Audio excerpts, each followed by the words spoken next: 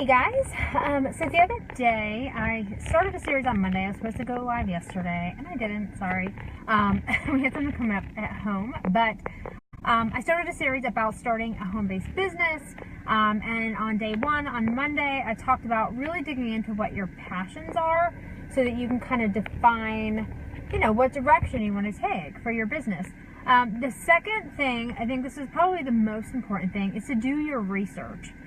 So once you've kind of determined what your passions are, do your research, figure out like what different things, and I'm trying to think of something I can use as an example. Well, first of all, let's talk about the different types of businesses that you could do. So there are MLMs, which is like what I'm doing right now, and in MLM, I'm so thirsty right now. MLM model, basically to kind of cull it down, you have a very small amount of a buy-in, and typically, like for instance, I'll just use Beachbody. For Beachbody, we had a very small price that we had to pay to become a coach and to start that fitness business.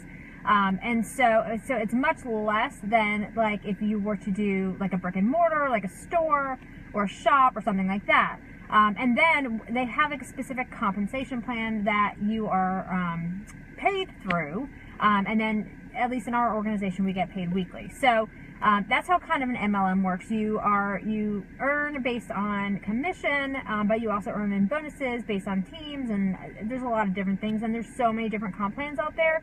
Really whichever one you decide to do, like just do your research and dig into what the comp plans are so that you can understand what they are. But if you were going to do something like an Etsy shop, obviously it's a very small amount of startup, at least to start an Etsy shop. I actually used to have one. It's really cheap to get started. The only cost, like overhead cost you're probably going to have is like supplies and things to make whatever products you're making. For something like McDonald's or some kind of a chain, that's going to be huge overhead costs. Those typically cost, I think, I don't even know, probably, I would assume like $500,000 to $1 million or something, or maybe a couple $100,000 to get started, because you have to buy into the franchise. So there's so many different types of businesses you can run. If you're doing a service-based business like graphic design or something like that, you're getting paid for your time. So again, the overhead's not that high. So do your research not only on cost and but do your research on what you're going to make. Go online, go to the Better Business Bureau, there's local business associations that you can tap into as well to get some good information there. And then also talk to people who've done it before. Like if you know someone who has been in multi-level marketing before, talk to them about what their plan is. Talk to them about, what it's like to do and what they do on a day-to-day basis. Really dig in, because like I said the other day, if there's a product that you love, then that may be a good route for you. Or if you know someone who owns an Etsy shop, find out how much are the monthly costs, what does the shipping look like all of that kind of stuff. So find someone who's done it before and do it, and talk to them about it, get some insight. But do the research that you need to do. Find out the information you need to find out, but don't get stuck in this phase, because it's so easy to get stuck in the research phase where you're reading and reading and reading and reading and looking around, and then you never actually take action. I did this before when I started. Okay, so I've done a lot of businesses before, but I was starting to do. I was actually doing home interiors, redesigning spaces using what people already had, but I did so much research on the front end of it. And at the time I was laid off, which is one of the reasons why I started a business.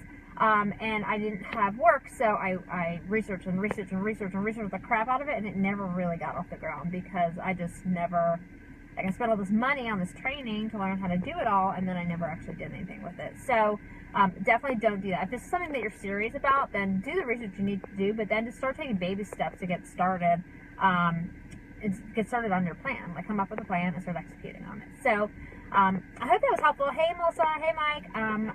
So yeah, so if you're thinking about starting a small business, I'm actually going to do one more part in the series, probably tomorrow or Saturday.